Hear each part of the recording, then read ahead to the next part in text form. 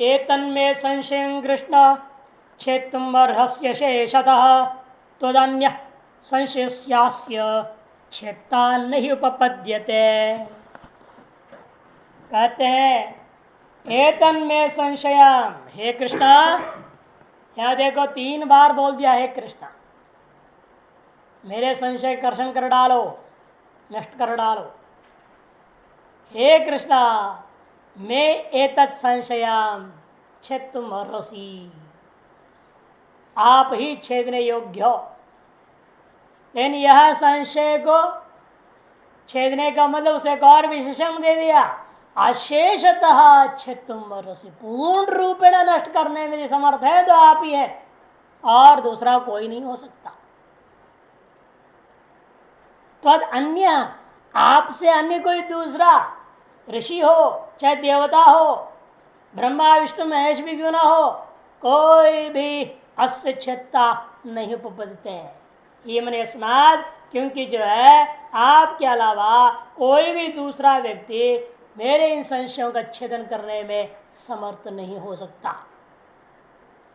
यहां समझना है, ब्रह्मा विष्णु महेश भी छोड़ देना, सगुण कोई भी तत्व नहीं। यहां जो कह रहा है उसको अभी हम मालूम तो है नहीं, ये भगवान है, ये ब्रह्म है, ईश्वर है, भी मालूम नहीं उसको।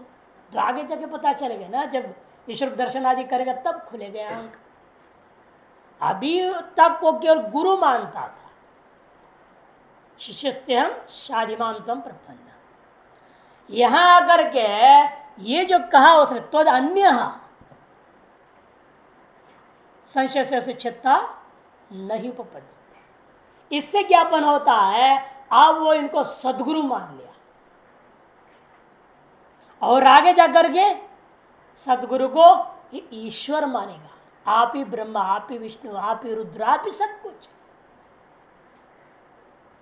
तो सब कुछ बाद में मानेंगे, अभी सब कुछ नहीं मान रहा। अभी भी आप गुरु मानता था, ठीक है, आप बड़े बुद्धिमान हैं, हमसे ज्यादा समझदार हैं, शास्त्रों का ज्ञान है, मेरे भ्रांति को दूर करने में प्रयास कर रहे हैं, इसलिए आप गुरु हैं। लेकिन इतनी चर्चा के बाद अब उसके दिमाग में आया कि भाई ये गुरु नहीं, केवल ये तो सदगुरु है, इनको शास्त्रों का सम्यक अनुभूति ही है, अतएव इनके अलावा कोई दूसरा संशय का नाशक नहीं हो सकता। सामान्य रूप में संशय नाश गुरु कर सकता है, अशेष तो संशय का नाश सदगुरु कर सकता है, और अनुभूति ईश्वर करा सकता है स्वरूपांतर। महागुरु अरे महागुरु और कुछ नहीं होता, दो ही शास्त्र में दो ही है, गुरु और सदगुरु बस। और महागुरु, परम गुरु, अति गुरु, दुनिया विशेषण है, उसमें क्या है?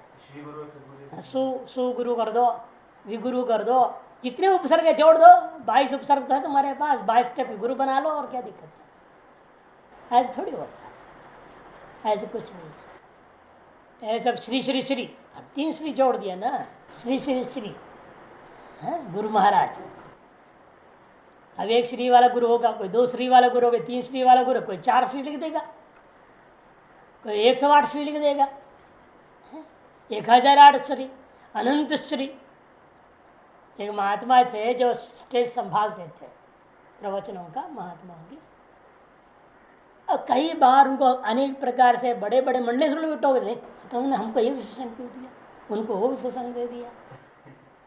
अब क्या करें वो, अब रोजाना एक न एक विशेषण और नेक्स्ट नया ढूंढता था खुश करने के लिए सबको। अगले मंच में सबको एक विशेषण दे दो, सबको एक ही, सब मंडलेश्वरों के अनंत श्री, 108 श्री बोला उसी भी नाराज, 1008 श्री उसी भी नाराज, अनंत श्री उसी भी नाराज, तब परिपूर्ण श्री बोल दिया, फिर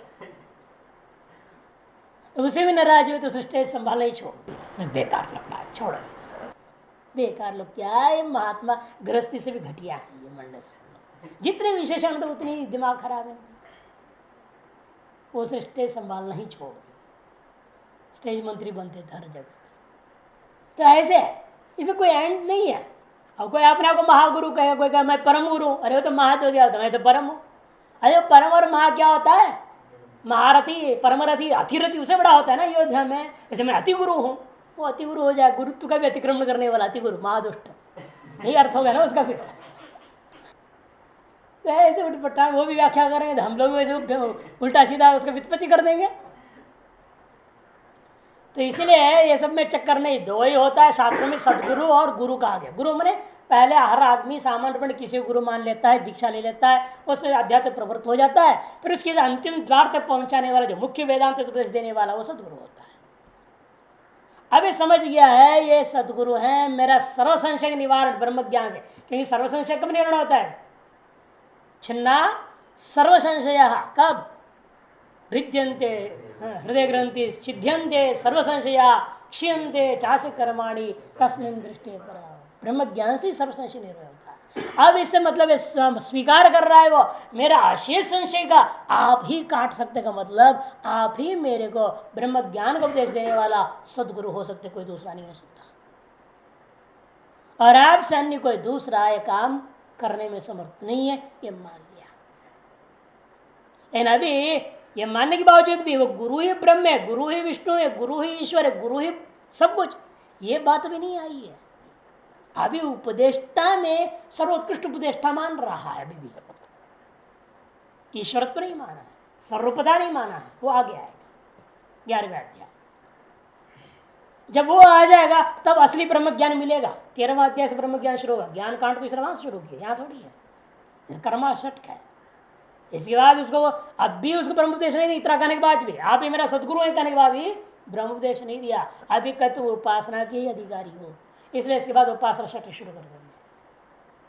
लेकिन बीच बीच में लक्ष्य का जरूर याद दिलाते रहेंगे ताकि उसे ब्रह्म ज्ञान के प्रति एक जिज्ञासा जागरूक बनाए रखने के लिए बार बार बीच बीच में अद्वैत तत्व का, लक्ष्य का और तत्संबंधी किंचित साधनों का वर्णन करते रहते हैं भगवान। तदन्य संशय से अशिक्षता नहीं उपपद्यता है, आपसे अन्य कोई क्षता इसका उपपन्न नहीं हो सकता है। सब भाष्यकार भी तदन्य कर ऋषिर्वा देववा कह देंगे। एतन में ममा, में मने ममा संशयाम कृष्णा तुम मन अपने तुम रसी अशेषतः पूर्ण रूपेण मेरे इन संशयों को काटने में, हटाने में आप ही समर्थ है। त्वदन्य तत्वन्य ऋषिर्देववा है ना, आपसे अन्य कोई ऋषि या कोई और देवता क्षता नाशयिता संशय इस संशय का नाशिता नहीं ही मैंने यस्माद न उपपद्य, जिसलिए उपपन्न नहीं हो सकता, न संभवती अतः त्वमेव चित्तमर्षित्यर्थ, इसलिए आप ही छेदने में समर्थ है।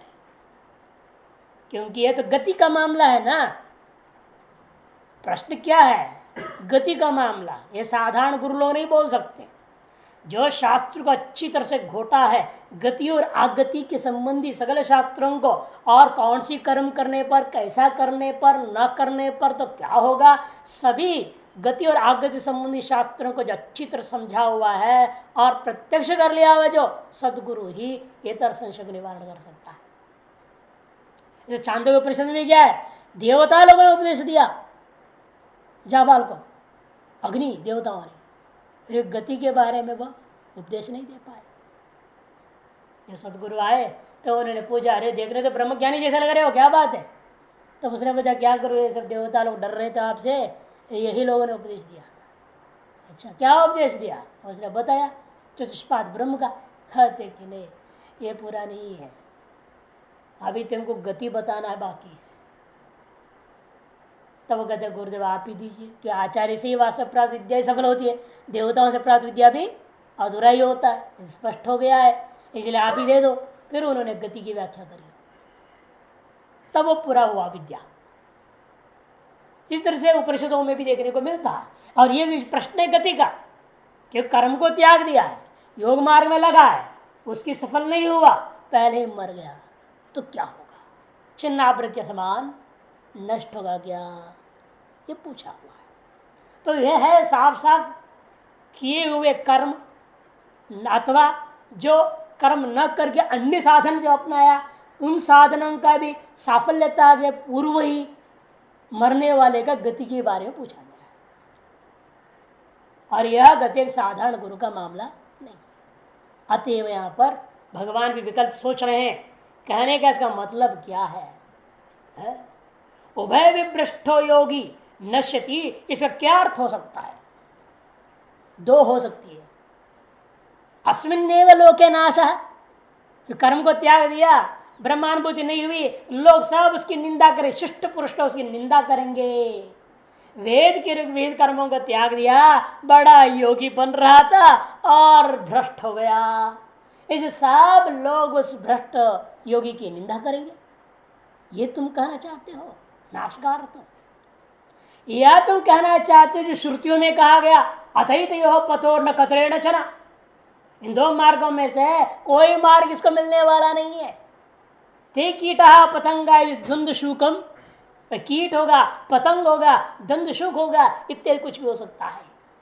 यह मनु ने कहा है, वांताशी उल्का मुख हो प्रेतो विप्रो धर्मा स्वकाच्युत। वांताशी कुत्ता बनेगा, उल्टी करके खाने वाला कौन जंतु होता है? कुत्ता। वांताशी कुत्ते का नाम है, कुत्ता हो जाएगा वो। उल्का मुख अग्निमुख, पतंग उड़ते ना, लाइट जलाओ कर तो पतंग उड़ उड़ के आते और मर जाते बेचारे, उल्का मुख हो जाएगा वो। या प्रेत हो जाएगा वह ब्राह्मण जो स्वधर्म से च्युत हो गया है। ऐसे जो स्मृतियां कह रही हैं परलोक गतियों को लेकर के, उनको लेना चाहता है। इसके प्रश्न का आशय क्या है? यह विचार किया भगवान कृष्ण ने, मसूदरी में सब दिया है श्लोक वगैरह, 333 पृष्ठ एकदम ऊपर से 3 पंक्ति भगवान ने विचार किया अर्जुन के प्रश्न को। अब जवाब में कहते हैं कि श्री भगवान वाच पार्थ नैवेह नामुत्र विनाशस्तस्य विद्यते नहीं कल्याण कृत कश्चिद दुर्गतिं तात गच्छति। हे पार्थ, हे तात, दो संबोधन है। कारण क्या है? तुम पूर्ण शरणागत है, उसी प्रकार जिस प्रकार से कुंती और तुम्हारी पत्नी द्रौपदी कभी मेरे में पूर्ण शरणागत हुए थे, उसी प्रकार से आज अब तुम मेरे पूर्ण शरणागत हुए। इससे पहले साधारण शरणागति, साधिमान तुम प्रपन्नम, सामान्य शरणागति थी, और अब पूर्ण शरणागति। जैसे शुरू पढ़ने वाले आते, श्रद्धा तो रहती है लेकिन पूर्ण श्रद्धा नहीं होती है। देखते हैं, सुनने को मिला है बड़ा अच्छे पढ़ाते हैं, देखा जाए चलते हैं, क्या पढ़ाते हैं क्या नहीं पढ़ाते हैं, पूछेंगे भी 2-4 प्रश्न भी है ना, उठपटांग भी पूछेंगे, देखेंगे कितना चिड़ेंगे, कितना गुस्सा होते हैं, सब देखते हैं। परीक्षा आजकल विद्यार्थी बड़े चालाक होते हैं, सब परीक्षा लेके फिर समझेंगे हाँ नहीं भाई ये तो हर स्थिति में बढ़िया समझा दिया, बड़ा प्रेम से समझाए हैं, और लेकिन जहाँ 4 फटकार दिए फिर टायर पंक्चर हो जाती, थोड़ा सा गड़बड़ हो जाती है, श्रद्धा ढीली हो जाती है और नहीं मान सकते फिर सदगुरु करके। जब हर स्थिति में मान लिया कि नहीं बिल्कुल इनके अलावा कोई मेरे को नहीं है, तदन्य संशय छत्ता नहीं उपदिते, ये दृढ़ निश्चय जिस गुरु में हो जाए तब मान लो उसका पूर्ण श्रद्धा पूर्ण समर्पण उस गुरु के प्रति हो जाता है, तब उसके लिए वह गुरु भी सदगुरु हो जाते हैं। तभी उसे वास्तविक ज्ञान, देखो अब तक कर्म की क्यों चर्चा किया, कर्म करो कर्म करो कर्म करो कह रहे हैं, अब उपासना के लिए भी दे देंगे। अब कृपा गुरु की बहने लगती है। इसी को कहते हैं जब तक पूर्ण समर्पण नहीं है गुरु के प्रति, चाहे तुम लाख कोशिश कर लो बाह्य तरीकों से, गुरु की कृपा हृदय से बह नहीं सकती है। ये कृपा न देने की चीज है न लेने की चीज है, न गुरु दे सकता है न छेड़ा ले सकता है, वह स्वतः प्रभाव प्रसृत होने वाला है। इसे गीता के बारे में क्या कहा, महात्म्य कह दिया, क्या कहा, या स्वयं मुख पद्माद विनिसृता, स्वयं ही मुख पद्म से निसृत होती है। अर्जुन रूपी बछड़ा को देख करके भगवान रूपी गाय से गीता रूपी दूध अपने आप बहने लगा, सत जाता है। वह जान के छोड़ने की जरूरत नहीं, गाय छोड़ती नहीं है जान करके दूध बछड़ा के लिए या बछड़ी के लिए। एक ऐसा अलक्ष विलक्षण अनन्य प्रेम होता है आपस में कि वो बहने लगता। यही गुरु शिष्य के पीछे अनन्य प्रेम को दिखा रहा है तात शब्द। पार्थ शब्द पूर्ण समर्पण और तात शब्द अनन्य प्रेम को द्योतन करता है। अतएव यहां से आगे भगवान साफ साफ उसको अब खुल करके उपासना कर्म भी कहेंगे, लेकिन तुम कर्म तो करना ही है, उपासना भी देंगे, ज्ञान भी दे देंगे, ईश्वर के दर्शन भी करा देंगे विराट रूपता का। ऐसी कृपा बहती जाती है, बहती जाती है, अपने आप को भगवान कृष्ण रोक ही नहीं पाते हैं ज्ञान देने में। ऐसी यह अर्जुन की शिष्यत्व की महिमा है। किस प्रकार से वह गुरु के साथ प्रश्नोत्तरी करता हुआ पूर्ण समर्पण, पूर्ण श्रद्धा और अनन्य प्रेम को द्योतन कर दिया है। और गुरु भी अनन्य प्रेम को स्वीकार कर संबोधन में कहता है, हे पार्थ, हे तात, नैवेह नामुत्र तस्य विनाश विद्यते। हे पार्थ, प्रता के सदृश पूर्ण समर्पण को प्राप्त किए हुए कि कुंती कई बार भगवान की पूर्ण शरणागति में गई रक्षा के लिए, अपने बच्चों की रक्षा के लिए, लेकिन पूर्ण शरणागति में भी आए नहीं। द्रौपदी भी ऐसे दरबार में दुशासन जब पीड़ित थी, पहले अन्यों की शरण में गई, परंतु जब पूर्ण शरणागत होगी भगवान की तब रक्षा होगा। इसीलिए उसे तुम भी हुए हो, अतः मैं एक साफ साफ कहता हूं, हे तात, हे पार्थ, तस्य तादृश साधक, योग साधक, योग भ्रष्ट साधक का विनाश नहीं वही है। यहां भी उसका कोई नाश नहीं होने वाला, कोई निंदा नहीं करेगा उसका। नामुत्र, न ऊपर में लोकों में उसकी निंदा होती है, वहां से घर रहा होकर के पशु पक्षी आदि होने में चला जाएगा, प्रेत आदि होने में जाएगा, ऐसी बात भी नहीं है। क्यों? क्योंकि जो कोई भी व्यक्ति कश्चित कल्याण कृत, कल्याण मार्ग में चलता हुआ साधना करने वाला है, तो दुर्गतिम नहीं गच्छति, वह दुर्गति को नहीं प्राप्नोति इत्यर्थ, प्राप्त नहीं कर सकता है। हे पार्थ, नैव यह लोके, यह मन यह लोके, ये विकल्प थी ना, यह लोक में शिष्ट निंदा आदि रूपा नाश, या परलोक आदि का अप्राप्ति पूर्वक जायस्व मृयस्व, शस्त्र ने श्रुति नहीं कहा ना, उसके दोनों मार्गों नहीं मिलेगा, न उत्तरायण न दक्षिणायन, दोनों नहीं। अतैतयो पथोर न कतरेण चन, इन दो मार्गों में से कोई मार्ग इसको नहीं मिलता, माने ऊपर के लोगों में पहुंचेगा ही नहीं वो, यही जाय समृह से फंसा रहेगा, कीट पतंग आदि दंड शुक आदि हो जाएगा। कहा श्रुति ने, स्मृतिकार ने वाहनताशी उल्का मुख प्रेत आदि कह दिया है।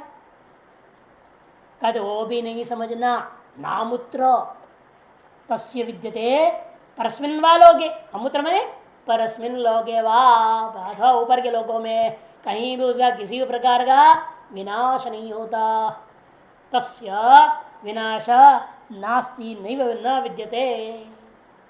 तो नाश किसको कहा है? यहाँ पर नाश शब्द का अर्थ क्या है? कहते नाशो नाम पूर्वस्माद हीन जन्म प्राप्ति। आ गया ना, नाश का अर्थ क्या लेना यहाँ पे? मर जाना है, जाने मरते तो सभी मरते ही हैं, मरने का नाम नाश नहीं। किंतु पहले जो जन्म मिला था, अर्थात जो मनुष्य जन्म में रहकर योग साधना कर रहा था, उसकी अपेक्षा से और घटिया जन्म की प्राप्ति का नाम ही यहाँ नाश। तो मनुष्य जन्म से घटिया जन्म क्या होगा? भूत प्रेत आदि होना, कुत्ता बिल्ली घोड़ा बन जाना, पशु पक्षी बन जाना, पेड़ पौधा बन जाना, यही तो उसे घटिया होगा। इसी का नाम उस व्यक्ति का नाश। नाशो नाम पूर्व जन्मात, पूर्वस्मात् जन्माद हीन जन्म प्राप्ति ही स योग भ्रष्ट से नास्ति। ऐसा नाश जो है योग भ्रष्ट का नहीं हो सकता। सामने वह नाश, एतादृश जो नाश है वह योग भ्रष्ट का नहीं हो सकता है। ही मन यस्मात्, नहीं यस्मात्, ही को अलग कर दो। संस्कृत में नहीं कोई शब्द होता नहीं है, न और ही अलग है, एक साथ छापते गलत है वो। ही मन यस्मात्, न का गच्छति के साथ अन्वय होगा, न गच्छति, दुर्गतिम न गच्छति, उसके साथ अन्वय होगा। इसलिए भाष्यकार देखो, न और ही अलग अलग दिया, और ही कर यस्मात्, ही मन यस्मात्, क्योंकि कल्याणकृत शुभकृत ये शुभ कर्म कर रहा है, शुभ साधन मार्ग में लगा है, शुभ मार्ग में लग गया, शास्त्रीय मार्ग में लग चुका है, ऐसा जो व्यक्ति कश्चित कोई भी क्यों ना हो, दुर्गतिम कुत्सितांग गतिम, हीन जन्म प्राप्ति जो कुत्सित गति है, दुर्गति है, उसको हे तात, हे तात। भाष्यकार जान के संबोधन में जा रहे। वैसे तात तो बोला जाता है पिता को, और बेटा के लिए भी प्रयोग हो सकता है कि पिता से अभिन्न पुत्र होता है, जैसे पुत्र के लिए भी तात होता है। और यहाँ न कृष्ण बाप है, न अर्जुन बेटा है, यहाँ कैसे हो गया ताता? इस पर विचार कर रहे हैं। देखो, तनोति आत्मान पुत्र रूपेण पिता तात उच्चते, जो अपने आप को पुत्र रूपेण वंश का विस्तार करने के लिए है पैदा कर दिया, पुत्र रूपेण अपने आप को पुत्र रूपेण जन्म दे दिया है, अपने वीर को बीज को पत्नी में इस्तेमाल करके बो करके पुत्र रूपेण स्वयं प्रकट हो गया है। मैंने स्वयं का विस्तार पुत्र रूपेण उसने कर लिया, इसलिए पिता का नाम तात, पिता को तात शब्द से कहा गया। पिता ही वो पुत्र, पिता ही पुत्र बना हुआ है, इसलिए पुत्रो भी तात उच्यते, पुत्र को भी तात कह दिया जाता है।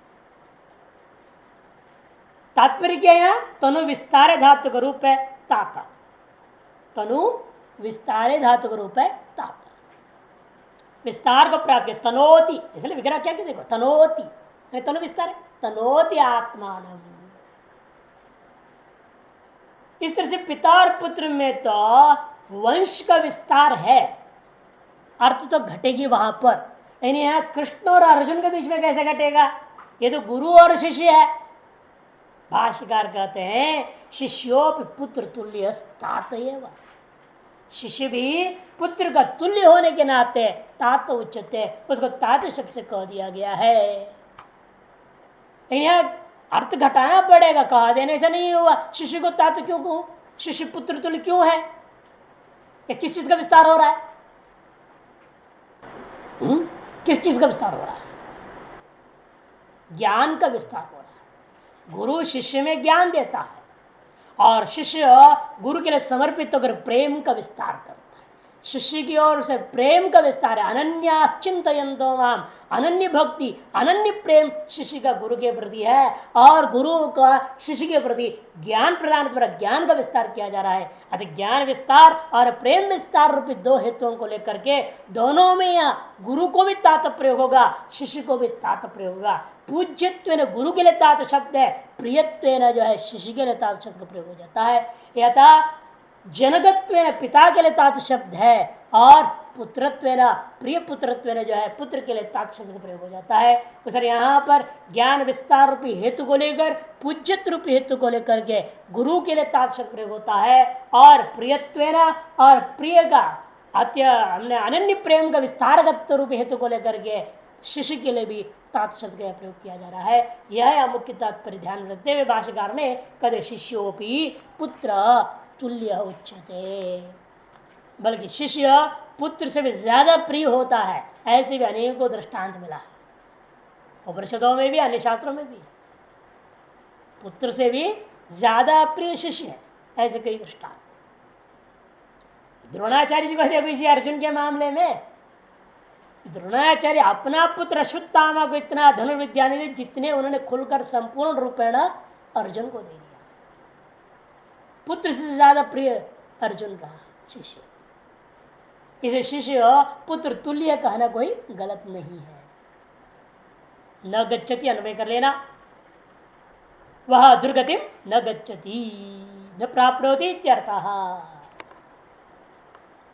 यदि दुर्गति को प्राप्त नहीं करेगा, नाश को प्राप्त नहीं करेगा, फिर क्या होगा उसका वो बताइए। फिर किंतु अस्य किम भवति चेत, किंतु अस्य तु किम अस्य भवति, तू गलत कर दो और कहो किम अस्य भवति, फिर उसका क्या होगा।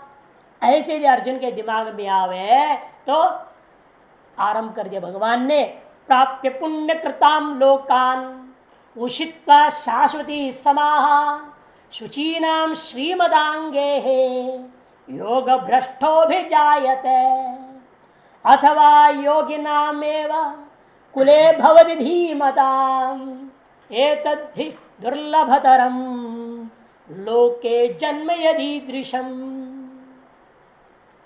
यहां पर पाठ में पुण्य कृताम होना चाहिए, षष्ठी का बहुवचन। पुण्य कृताम लोकाम ऐसे प्रिंट है ना, तो गलत प्रिंट है। जिस पुस्तक में छपा है पुण्य कृताम अनुस्वार चिन्ह ल, फिर लोकान ल, वो हो गया द्वितीय का बहुवचन माननी पड़ी। पुण्य कृतान तान रामान जैसे पुण्य कृतान रहेगा, फिर लोकान ल है तो और ली लगेगी, अनुस्वार से अनुस्वार है ना, अनुनासिक लकार लग गया है ना, तब द्वितीय का बहुवचन हो जाएगी। भाष्य में क्या दिया? पुण्य कृताम अश्वमेध याजी नाम लोकान। लोकान शब्द द्वितीय बहुवचन जरूर है, इन पुण्य कृताम षष्ठी का बहुवचन है, द्वितीय का बहुवचन नहीं। ये जिनके यहां अनुस्वार युक्त लकार छपी है वो काट देना चाहिए, और पुण्य कृताम अलग बनाओ, लोकान अलग बनानी पड़ेगी। षष्ठी बहुवचन समझना।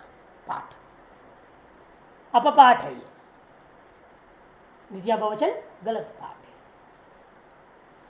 कहते हैं कि देखो इनमें भी दो क्वालिटी वाले योग भ्रष्ट में, योग भ्रष्ट में भी दो क्वालिटी है, दो प्रकार के योग भ्रष्ट है।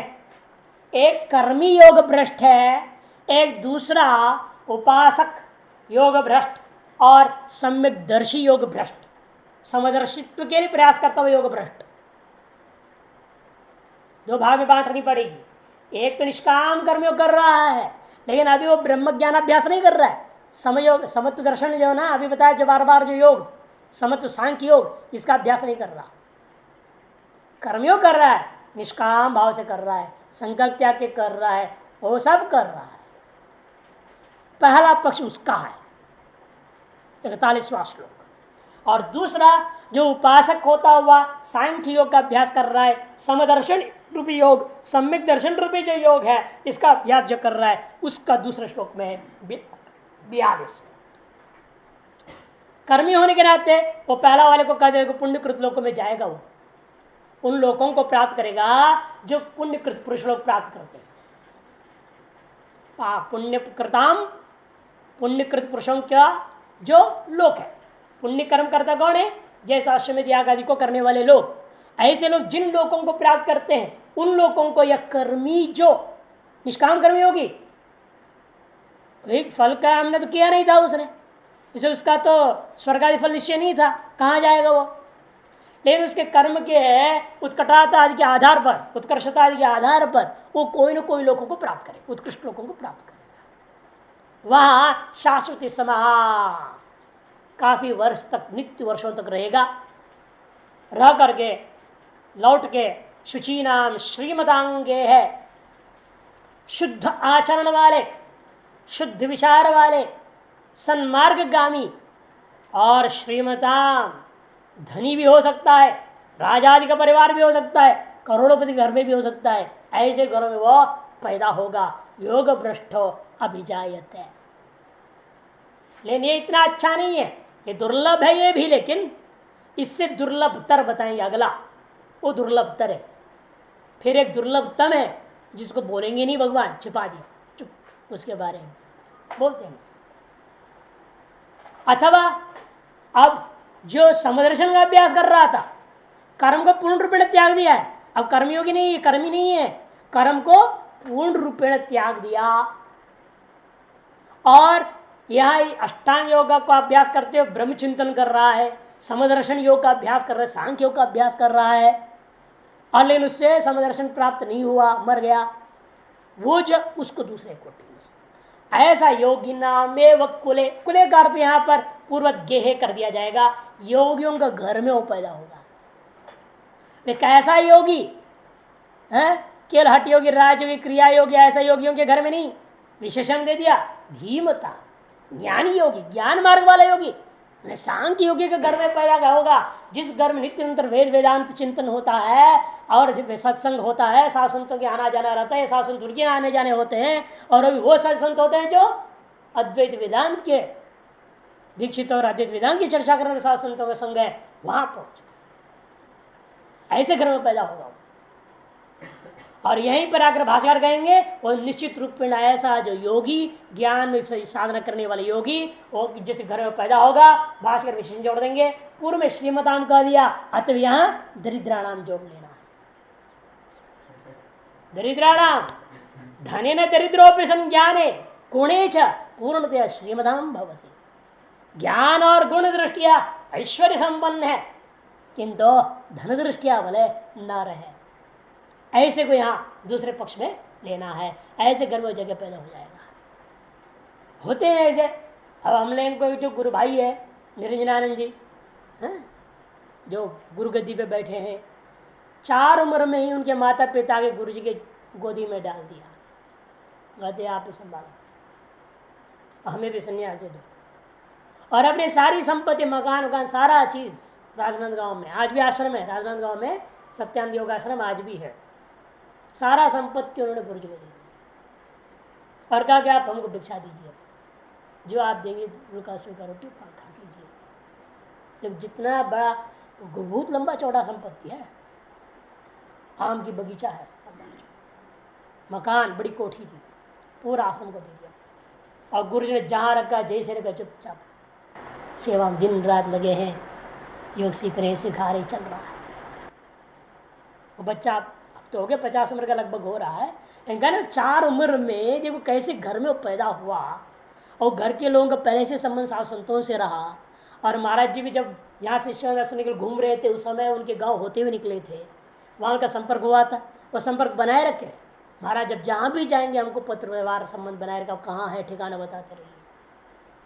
इतना संपर्क हो गया, प्रेम हो गया। और जब मुंगेर में बैठ गए तो इन्होंने सूचना दिया, हम तो यहाँ बैठ गए हैं, यहाँ बैठ गए एक जगह पे। ठीक 1964 में इन्होंने खोला, 1964 में लाकर उन्होंने गोदी में डाल दिया। 60 में पैदा हुआ है, जून 25 तारीख नहीं जुलाई 25 60 को पैदा हुआ, और जो 64 की जून महीने में उसको लाके डाल दिया। ठीक 4 साल लगभग हुआ था। तो योगी नाम धीमताम खुले, और दोनों भी सन्यासी, सर्वसमर्पण। उसके बाद कुछ वर्षों के बाद पिता गुजर गए, माता तो जब हम तब तक थे, अभी हैया नहीं, मालूम नहीं, आश्रम में ही रहते थे। इस प्रकार से पूर्ण वो समर्पित होकर इस मार्ग में लग जाना दोबारा, यह अत्यंत दुर्लभतर है। और दुर्लभतम कौन सा है? सुखदेव का जन्म जैसे हुआ, वामदेव का जन्म जैसे हुआ, या गर्भ में ही ब्रह्म ज्ञान हो जाए, सरब गुरुकुल गुरु के चक्कर में जाना ना पड़े।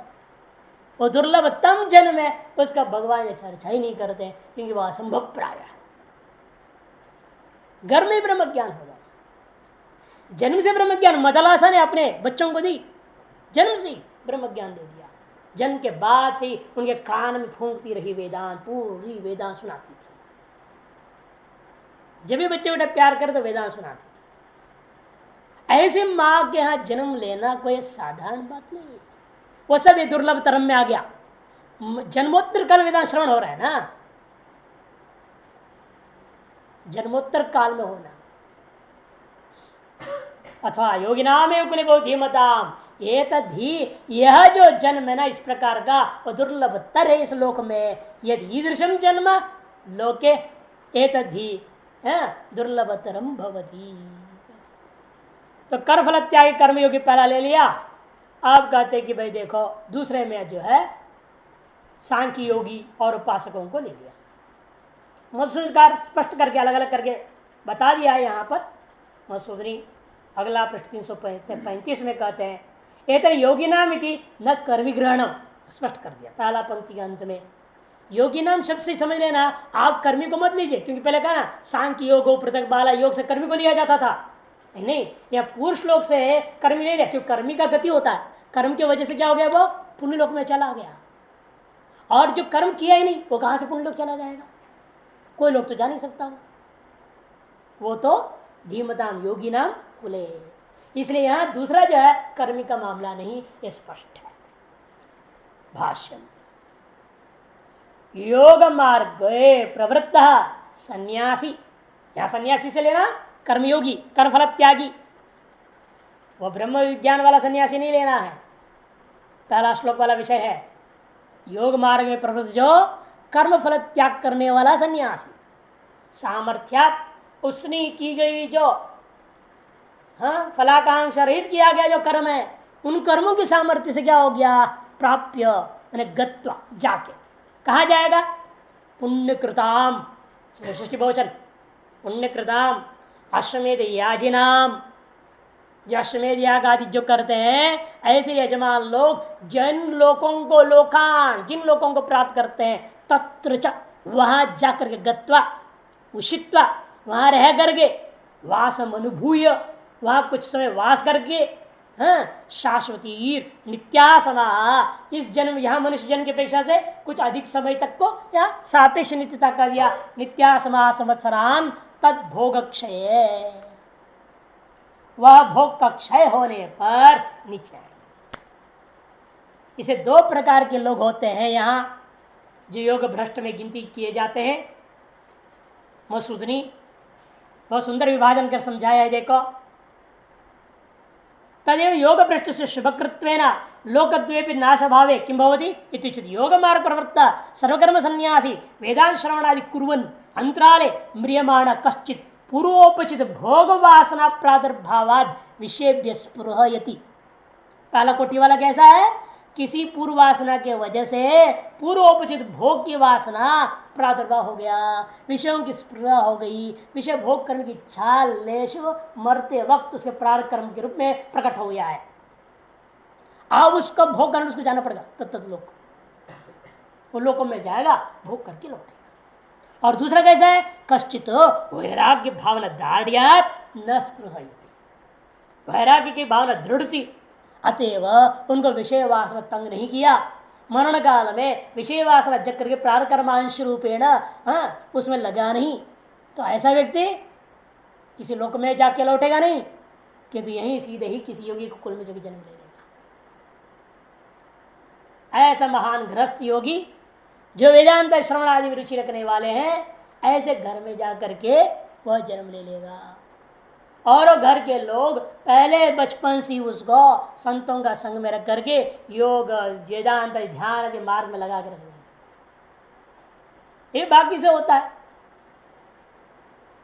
जब ये शरीर 6 महीने का था तब इस शरीर के माता पिता बद्रीनाथ यात्रा में आए थे, तो शिवान जी का दर्शन करके उनके चरणों में रख दिए थे।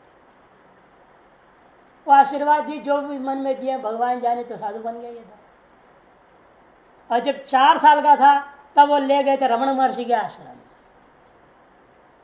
और एक शिवान जी से दीक्षा लिए और दूसरे रमण महर्षि के शिष्य, दोनों ही वेदांतियों के शिष्य पैदा हुए द्वैत संप्रदाय में। दोनों गृहस्थ धर्म देखो द्वैत संप्रदाय का, घर में पूजा पाठ द्वैत संप्रदाय की हो रही है, सारा घंटा घंटा हो बजता, सब आरती व डोज सुबह शाम सब होता था पूरी द्वैत संप्रदाय के अनुसार, लेकिन चिंतन पूरा अद्वैत का रखा था। दीक्षा लिए अद्वैत वंशी मंत्र दीक्षाएं, तो ऐसा होता है, प्रत्यक्ष सिद्ध है। तो इसलिए कहते हैं यहां कि निर्भर होता है व्यक्ति की वासना क्या लेश है, कोई जरूरी नहीं हो पुण्यकृत लोक में जाके लौटेगा। दो विभाग करते शुरू में ही इन्होंने, तयो हो करे ना मसूदनी 334 में, तयो हो प्रथम प्राप्य पुण्यकृताम अश्वमेध याजनाम लोकान अर्चिराज मार्गेण ब्रह्मलोकान, ब्रह्मलोक तक भी जा सकता है, वहां से लौटेगा। जैसी वासना उस पर निर्भर है, जिस लोक संबंधी विषय वासना है तद लोक में हो जाएगा, आप ब्रह्मलोक तक जा सकता है, वहां से लौटेगा। एकस्मिन्नपि भोग भूमि भेदापेक्षया बहुवचनम, यदि भी एक है वो फिर भी भोग भूमि की भेद की अपेक्षा से बहुवचन प्रयोग कर दिया लोकान करके। तत्र च उषित्वा वासम अनुभूय शाश्वती ब्रह्म परिमाणेन अक्षय्याः समः संवत्सरान् तदन्ते, उत्तरी संवत्सर रह करके उसके पुण्य के अनुसार क्या करेंगे, शुचिनाम शुद्धानाम श्रीमताम विभूतिमताम महाराज चक्रवर्ती नांगे है, महाराजा के घर में चक्रवर्ती के घर में पैदा भी हो सकता है। खुले भोग वासना शेष सद्भावात, क्यों भोग वासना का शेष भी अभी रह गया हो तो ऐसे घरों में जाएगा राजा के घर में। और जैसे दृष्टांत अजात शत्रु जनक आदि वक्त योग भ्रष्टो अभिजायते, ये अर्थ लेना चाहिए। और जिसका भोग वासना नहीं रह गया है, वैराग्य श्रद्धा वैराग्य आदि की वासना थी मरण काल में, वो ऊपर के लोगों में जाके लौटेगा नहीं। ओ तो यही झटी थी।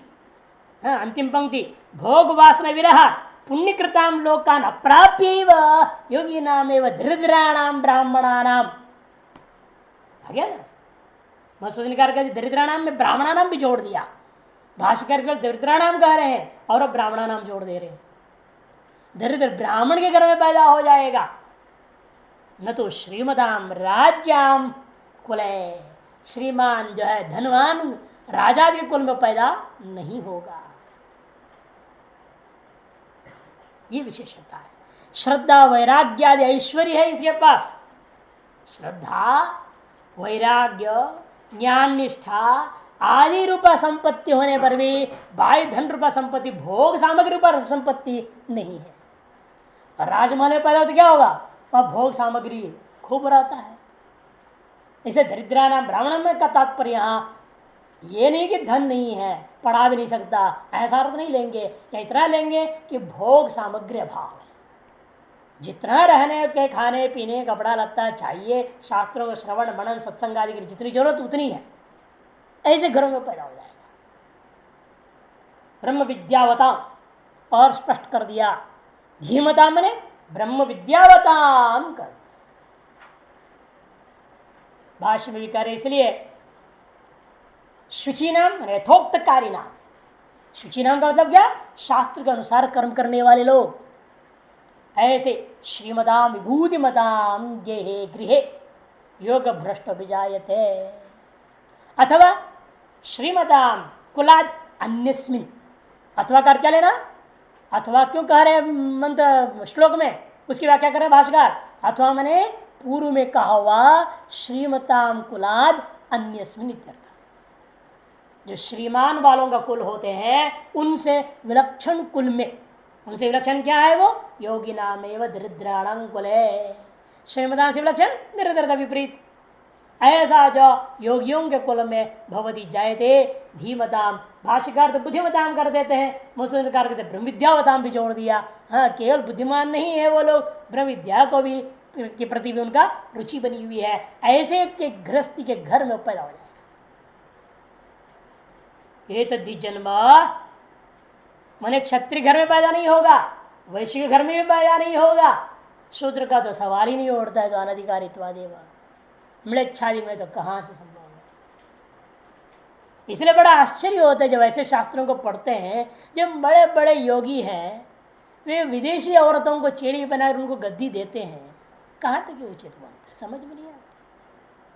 वो योग भ्रष्ट तो होते नहीं, वो उनको योग भ्रष्ट क्वालिटी में कैसे लिया जाए उस विदेशी औरत को।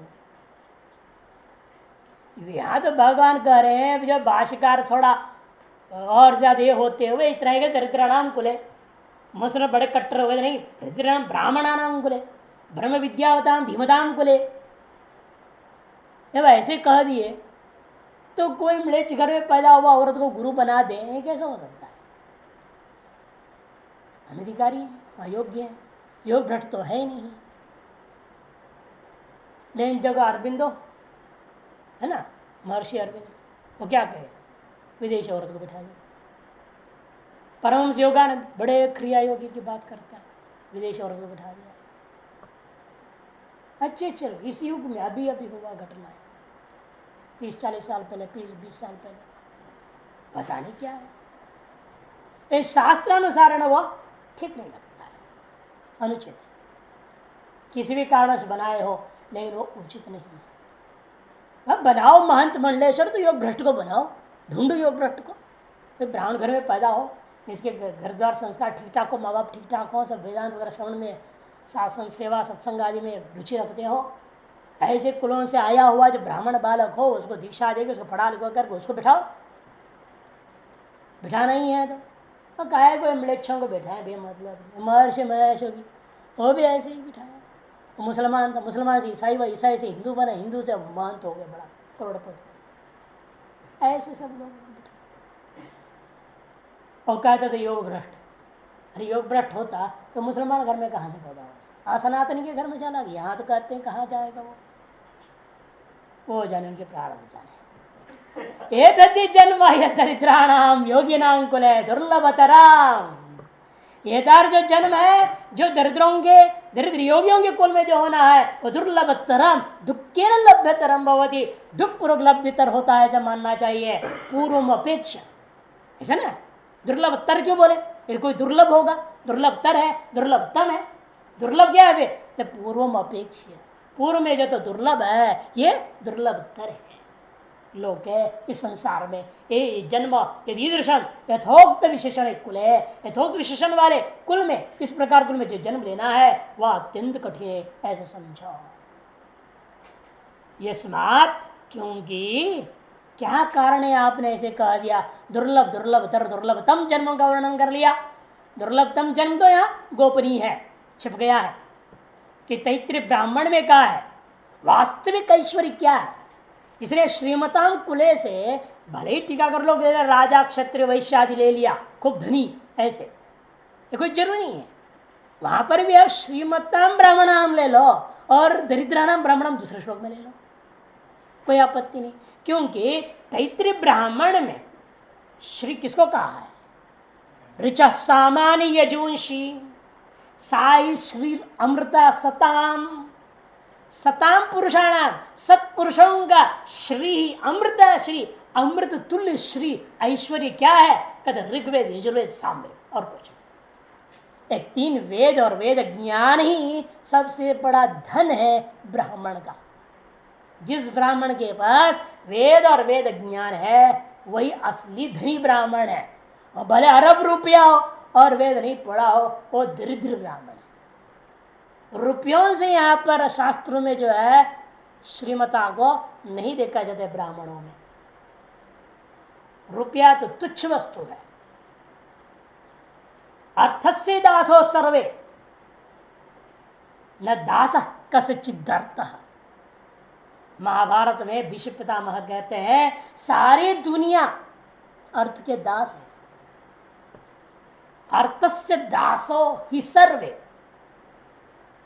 न दास कस्यचित् अर्थ। लेकिन अर्थ कभी किसी का दास आज तक नहीं हुआ। यदि होता है आगे लिखते हैं योगी नामेव दास श्रीरपि। योगियों के सामने घुटना टेके सारी रिद्धि सिद्धि बैठी हुई रहती है, लेकिन उसको लात मार करके योगी ब्रह्म ज्ञान की ओर आगे बढ़ जाता है, वह असली योगी है। इसलिए कहते हैं कि क्यों ऐसा है वो कारण बता रहे। तत्र तम बुद्धि संयोगम लभते पौर्वदेहिकम यत ते च तथो भूय संसिद्धौ कुरुनंदना। हे कुरुनंदना, जान के भाई भगवान यहां संबोधन कुरुनंदन दे रहे हैं। जैसा तेरे कुरुवंश में सदा ही वेदांत में निष्ठा रखा गया है। भीष्म पितामह बस कितनी वेदांत की ज्ञान थी, मोक्ष धर्म पर पूरा वेदांत भरा पड़ा है, पूरी वेदांत सुना, सारा चीज जो उपासना दिया कर्म सब बता रहे। भीष्म पितामह जितनी ज्ञान भंडार थी, बड़ा आश्चर्य होता है पढ़ने। धृतराष्ट्र के पास कम नहीं था, सब ज्ञानवान पुरुष लोग। अर्जुन को भी ज्ञान मिला, इसलिए कहते तुम कुरुवंश के नंदन हो, से तेरे अंदर भी मैं वही कर रहा हूं जो मैं दुर्लभ तर्जन वाले के साथ करता हूं। दुर्लभ तर्जन वालों को क्या होता है? तत्र तम बुद्धि संयोग। पूर्व जन्म ने आपने कहां तक किया था उससे आगे आपको बढ़ा देंगे। यहां लघु पढ़ने के लिए आप इस समय 2 साल लगे हैं, तो अगले बार 6 महीने में कर लोगे आप।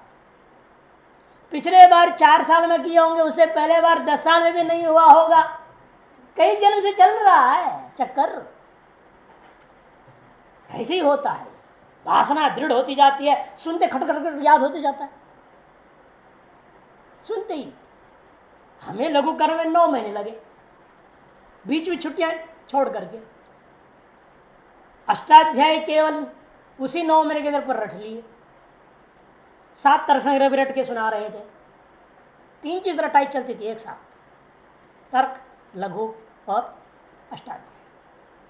तर्क खत्म हुआ नहीं और संग्रह रटना शुरू, और सुनाना पड़ता था गुरुओं को। इसके अलावा लघु पढ़ रहे हैं उसकी पूरी तैयारी, पूरी नोट्स बनाना, अगला दिन जब पूछे जहाँ तहाँ वहाँ से सुनाना, और सहपाठियों को पढ़ाना। पाठ पढ़ के आता था, नोट्स बनाता था, सहपाठी चारों को बिठाता था, चारों बैठो मैं सुनाता हूँ, अब आप भी सुना सको तो सुना, नहीं तो सुन के जाओ। अपनी तो पक्की हो गई सुनाने से, हाँ तो सुना सको तो सुना लेना, मैं सुनने को तैयार हूँ, मत सोचो मैं नहीं सुनूंगा, गलत बोलोगे तो मैं ठीक कर दूंगा, समझा दूंगा, दोबारा बता दूंगा। लेकिन तुम्हारा भी पक्का करना मेरा उद्देश्य है, केवल मेरी अपनी पक्का करना उद्देश्य नहीं था। और उन चारों ने पक्का हुआ लघु में, ऐसे नहीं है, छोड़ा नहीं, साथ पे बिल्कुल रगड़ता रहा। पूछता था मुझे बताओ, आप बताओ, ये बनाओ, आप कैसे बनेगा, हमने तो सुना दिया, आप सुनाओ, जबरदस्ती पीछे पड़ दिया। अपनी भी पक्की हो गई, उन लोगों का भी पक्का कर दिया। ऐसे हम लोग अभ्यास करते रहे। और ये आजकल देखते विद्यार्थी आपस में एक ही वो दिशा में जा रहा है, क्या आपस में बैठ के पढ़ेंगे, ये चार चार दिशा में चल रहे हैं, तो कैसे होएगा। यहाँ पढ़ के गए, अब स्वयं तो मनन कर लेते हो, लेकिन जब तक चार के साथ जो पढ़े हैं उनके साथ बैठ के विचार नहीं करेंगे पक्का नहीं हो सकता, फिर पढ़ाना पड़ेगा। ये कई बात आपने नहीं सुना है, किसी और ने उस पर गौर दिया, ध्यान दिया, आपका मन कहीं और चिंतन में चला जाता है। कई बार उधर पाठ कोई बात सुना दिया, वो बात सुन के उसकी में घूम जाती है, कहीं और चले जाते हैं आप, और इतनी कहीं पंक्तियां छूट गई आपसे, उसका दूसरा तो सुन रहा है ना, लेकिन वही एक ही सबके दिमाग एक साथ घूम जाता है क्या, दूसरे का तो यही है ना दिमाग, तो वो लाभ आपको पहुंचेगा, उतरी जगह पर आपको बता देगा। इस तरह सहपाठियों से विचार करना, इसलिए चार जो विद्या की परिभाषा चार आएंगे, एक स्टेज बताएंगे, पहले श्रवण करो, खुद मनन करो, सह विचार करो, अन्योन्य प्रबोधनम, इसका नाम ही अन्योन्य प्रबोधन हो रही क्या, सह विचार करना, फिर पढ़ाओ, पक्का हो जाता है। इसे उनको क्या करूंगा मैं, तम बुद्धि संयोगम तत्र पौर्वदेहिकम, तम बुद्धि संयोगम तत्र लभते, पूर्व देह में जो उन्होंने पढ़ा लिखा था, जो ज्ञानाभ्यास की थी, जो साधनाएं किए थे, वह सारी की सारी चीजें उनको इस शरीर में उनको प्राप्त करा देता। इसलिए उनको बैक गियर में गाड़ी ज्यादा चलाने की जरूरत नहीं, ततो एवं ना, वहीं से आगे, यानी कि पुनः एबीसीडी शुरू हो जाएगा। नहीं, दोबारा पूरा नहीं जाने की जरूरत है, वो तो नाम मात्र के लिए मानते नहीं ना, आप पढ़े हैं सुने तो कौन सुनेगा, इसे ठीक है महाराज लघु भी पढ़ेंगे, लेकिन इतना तेजी से खत्म हो जाएगा, आप सब आश्चर्य कर जाएंगे, फटाफट निपट जाएगा सारा, 6 साल में पूरा खत्म। द्वादश दर्शन, ज्योतिष भी, योग भी, सांख्य, सारा चीज कंप्लीट है, केवल 6 साल। और 15 साल पढ़ाया, 90 जनवरी से 2005 तक लगातार, फिर अब भी चल रहा गाड़ी पढ़ाने की, बीच में 6 महीने गैप हो गया, तो चल रहा। तो इस तरह से वो अभ्यास बना रहेगा, तो अगले जन्म में क्या होगा, 6 साल भी नहीं लगेगा, इस जन्म में 12 साल लगी होगी, उससे पहले 20 साल लगा होगा, समझना चाहिए। ऐसे कई जन्म लगते हैं, अनेक जन्म संसिता, आगे के जन्म में और जल्दी जल्दी होते जाएगा, और जन्म ही नहीं होगा, अंत में कहानी खत्म हो जाएगी। इसलिए कहते ततो भूय है तत्ते, संसिद्धि के विषय में, संसिद्धि के मार्ग में लग करके वो उससे भी आगे बढ़ करके और अधिक मेहनत करने लग जाता है, ये विशेषता है।